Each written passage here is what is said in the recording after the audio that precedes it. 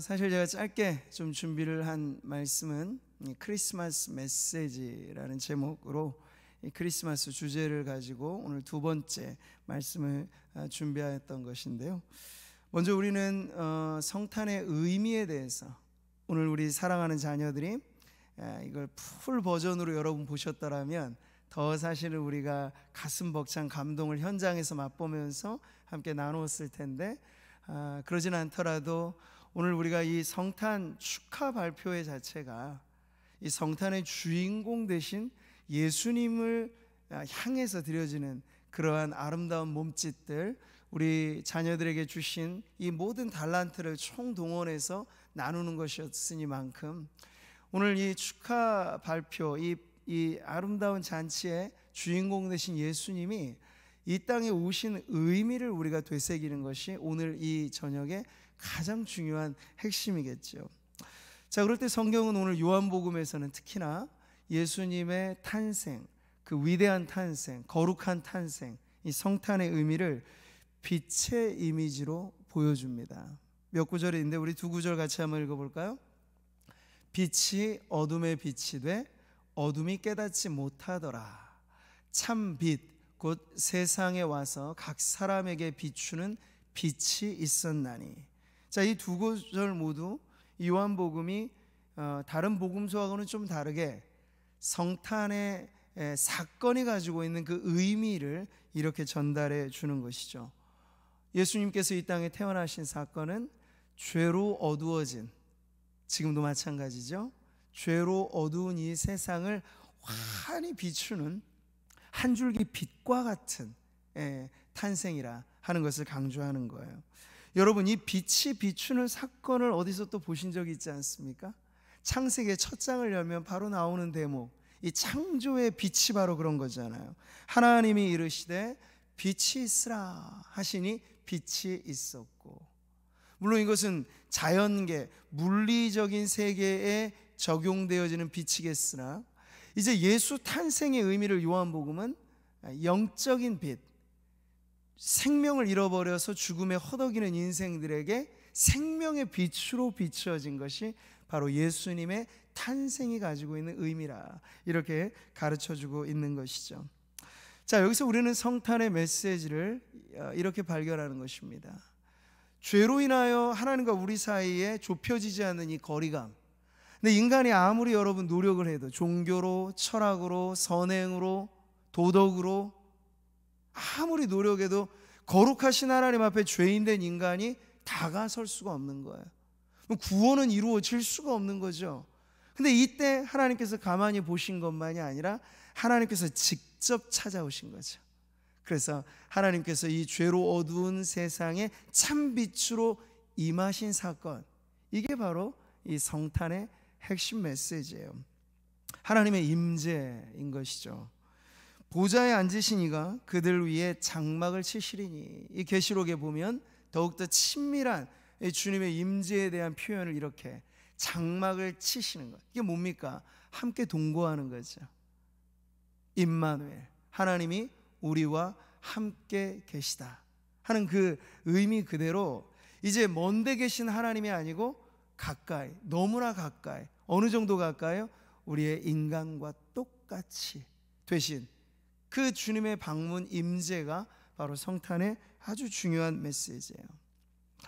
그러니까 주님께서 이 육신의 장막을 입고, 아예 옛날에 여러분 구약시대는 성막이 있었고 성전이 있었잖아요.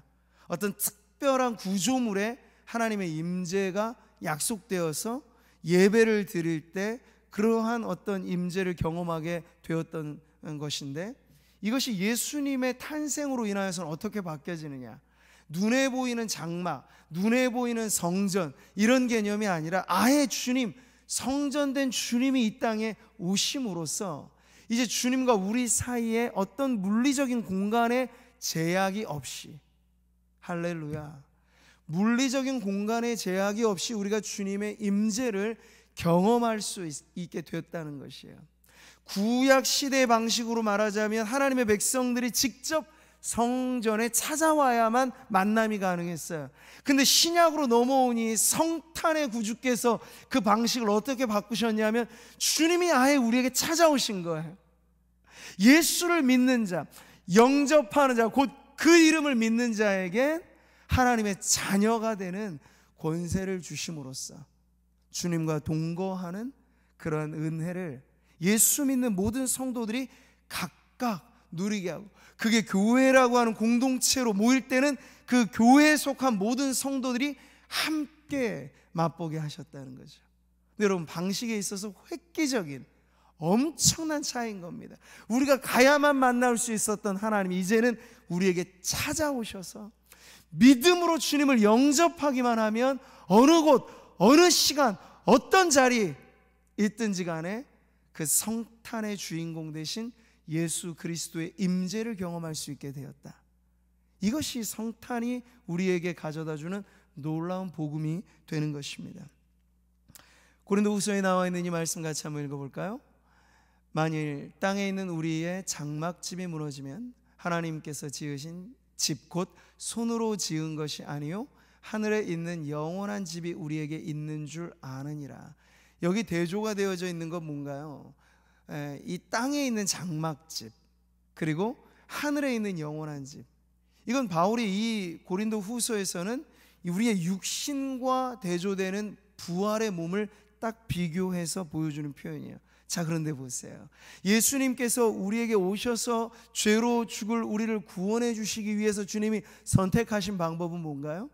주님은 영원한 집을 이미 갖고 계시고 누리고 계신 분인데, 아니 그 집조차가 필요 없으신 영원하신 하나님이신데, 그분이 아주 협소한, 어느 정도 협소해졌습니까? 어린 아기, 아니 어린 아기로 태어나기 전에는 마리아라고 하는 이 동정녀의 그 처녀의 뱃속에 있는 태아의 상태로까지 주님이 작아지셨다는 거예요. 그 땅의 장막집을 선택하셨다는 거예요. 왜요?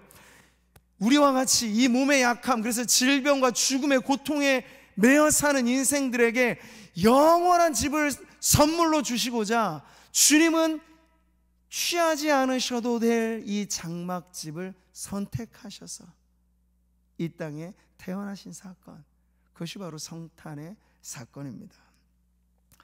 이걸 우리가 어려운 말로 표현하면 성육신이라고 말을 하는 거죠.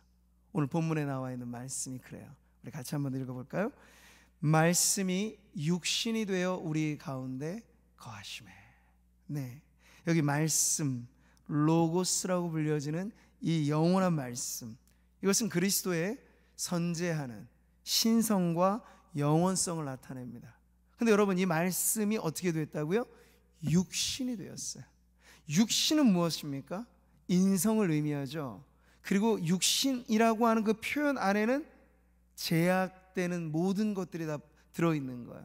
그러니까 예수님은 우리 인간처럼 죄가 없으신 분이지만, 또 하나 우리가 분명히 알아야 될 건, 육신의 몸으로 태어나신 주님은 인간의 몸이 가지고 있는 모든 것들은 공히 경험을 하셨다. 그러니까 예수님이 어린 아기로 태어나셔서 하루아침에 뭐 성인이 되었습니까? 아니죠. 성장의 과정을 밟으셨어요.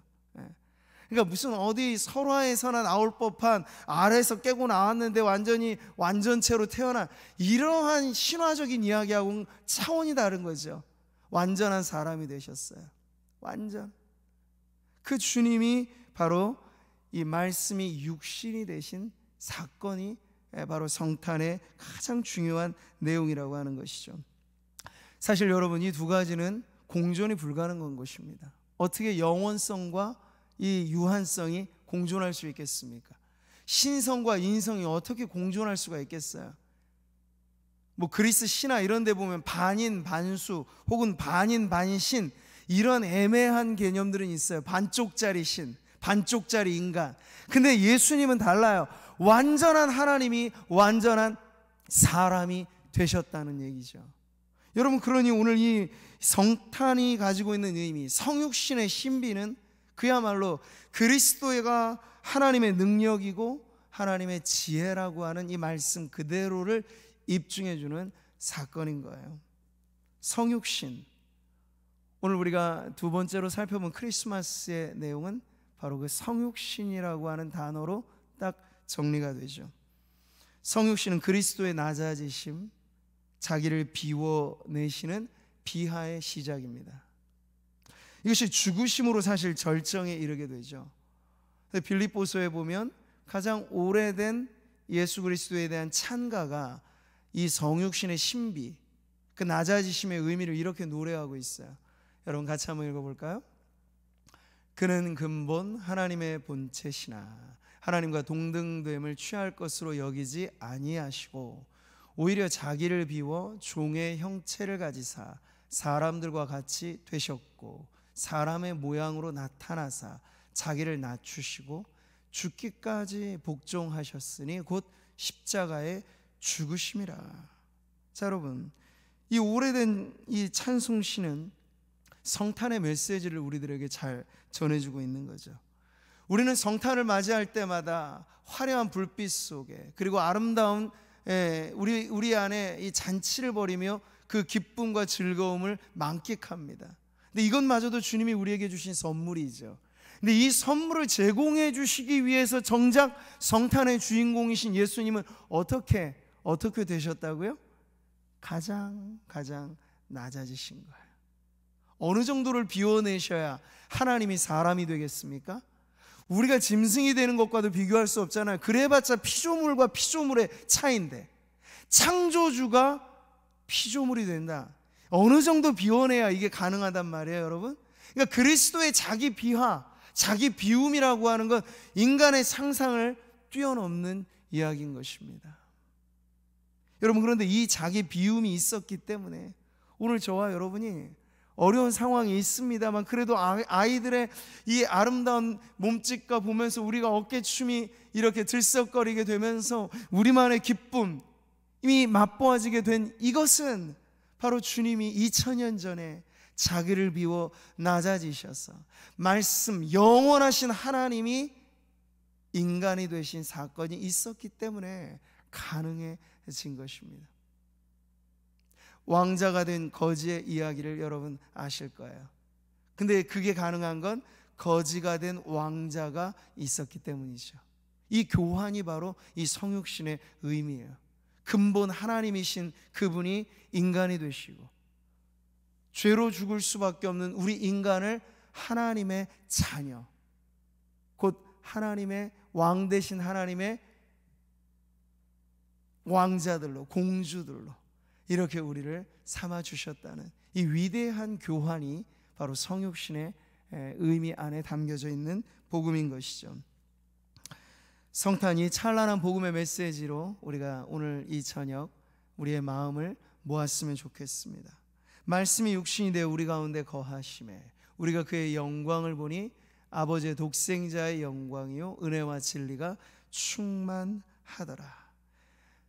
선택하자면 가장 낮은 자리를 선택하신 우리 구주께서 이 성육신을 통하여 우리에게 드러내신 건 바로 낮은 데로 임하신 주님이 은혜와 영광을 우리에게 나타내 주셨다 하는 것입니다. 낮은 데로 임하신 성탄의 사건, 이것이 기독교 복음의 핵심입니다. 그러니 사랑하는 성도 여러분, 오늘 우리가 제어할 수 없는 이러한 환경의 문제들이 우리에게 찾아왔을 때 여러분, 우리의 마음을 어디에 집중해야 될까요? 예수님께서는 이것을 억제하신 것이 아니라 자발적으로 낮아지셨어요. 모든 권리를 스스로 내려놓으셨어요. 그러시면서 단지 하나의 목표, 저와 여러분의 구원을 위하여 그 모든 주님의 권리를 내려놓으셨다면 이 복음으로 인하여 구원받은 우리들이 삶을 살아가면서 성도들의 개인의 삶에 찾아오는 고난이 우리의 권리를 내려놓게 만들 때, 혹은 시대적인 환경과 이 상황적인 어려움이 우리가 스스로 취할 수 있는 어떠한 특권이라고 할 만한 것들을 누리지 못하게 할 때, 여러분 이건 기회인데요. 어떤 기회일까요? 성탄의 구주, 그 주인공으로 낮아지신 예수님의 마음을 우리가 조금이나마 더 알아갈 수 있는 기회가 되는 줄 믿습니다. 신성과 인성의 이 완벽한 조화, 여기서 우리는 은혜와 진리의 충만함을 보는 것이고요. 오늘 이 말씀이 성육신의 그 주인공 되시는 그분이야말로 하나님의 독생자 그리고 우리의 구원자이시라는 사실을 가르쳐 줍니다. 사랑하는 성도 여러분, 오늘 가정에서 여러분의 삶의 자리에서 온라인의 접속을 통해서 우리가 동일한 시간에 함께 예배할 때 이건 불편함이죠. 힘듭니다. 근데 여러분, 성탄의 시즌에 우리가 이러한 어려움을 지날 때 이걸 받아들일 수 없는 문제로만 여러분 하면 고통밖에 없어요. 그러나 이 성탄의 시기를 지나면서 예수님의 탄생이 가지고 있는 그 소박한 진리, 우리를 높여주시기 위해서 정작 주님은 낮아지셨다라고 하는, 우리가 잊어서는 안 되는 성탄의 메시지를 사실상 우리는 우리의 즐거움 속에 늘 잊고 사는데, 좋습니다. 이번 기회가 오히려 우리에게는 오리지널 성탄의 메시지에 우리가 조금이나마 더 근접해 가서 우리가 좀 불편함을 감내하면서, 그럼에도 불구하고 구유에 찾아왔던 목자들처럼, 머나먼 길에 여정을 마다하지 않았던 동방의 박사들처럼 불편을 감수하고라도 이 성탄의 즐거움을 빼앗기지 아니하리라.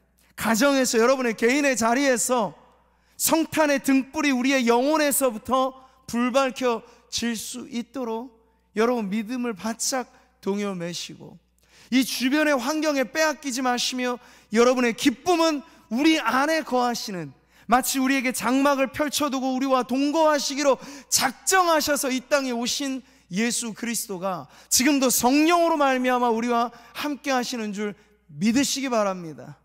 그 믿음으로 여러분이 거하시는 그 자리에 주님의 임재를 경험하는 이 성탄의 시즌을 누리게 되시기를 축복합니다. 저는 우리의 의사와 상관없이 조성되는 이러한 상황에서 우리가 지금은 다 알 수 없지만 하나님의 섭리를 성도들이 깨달아야 될 줄 믿습니다. 오리지널 성탄의 상황과 절묘하게도 많은 매치가 이루어지는 거예요.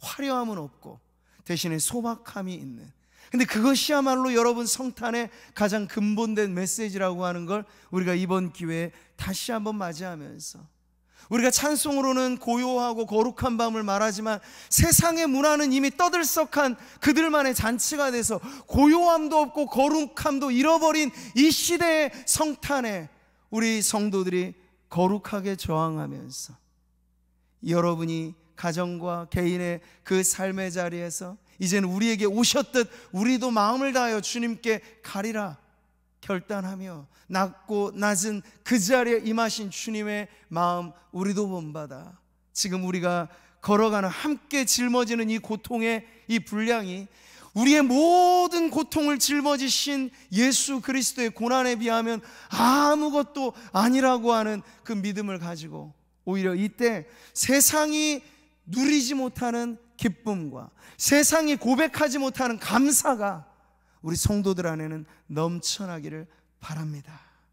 그래서 여러분, 오늘 이 저녁이 지나고 내일과 내일 모레 맞이하는 이 모든 귀한 시간의 흐름 속에 여러분의 성탄절이 고요하고 거룩한 밤이 되도록 준비하시기를 바랍니다. 우리가 이전 같으면 작년에도 그랬잖아요. 우리 청년들이 가가호호 성도님들의 집을 방문하면서 새벽송을 부르기도 하였죠. 그 아름다운 추억들이 우리에게는 있습니다. 오늘 똑같이 카피하는 추억을 만들어낼 수는 없겠습니다만 위기의 시대에 창의적인 추억을 여러분 또 만들 수 있어요. 여러분 가정 안에서. 성탄절을 맞이하는 전날의 그 저녁 시간에 가족 안에 아주 조용하게, 층간 소음의 제보가 오지 않도록 우리가 주의를 해야 되니까 아주 조용하게 부르나 여러분이 새벽송을 부르는, 천사들의 노래를 대신 전하여 주듯 그렇게 여러분의 아름다운 스몰 크리스마스 잔치를 벌이셔서 가가호호 우리 주님이 그 모든 성도들의 가정에서 높임을 받으시도록, 영광을 받으시도록 오늘 우리가 빼앗길 수 없는, 대체할 수 없는 성도들의 예배를 통해서 이 성탄이 아름답게 온 누리에 선포되어지기를 주님의 이름으로 축복합니다.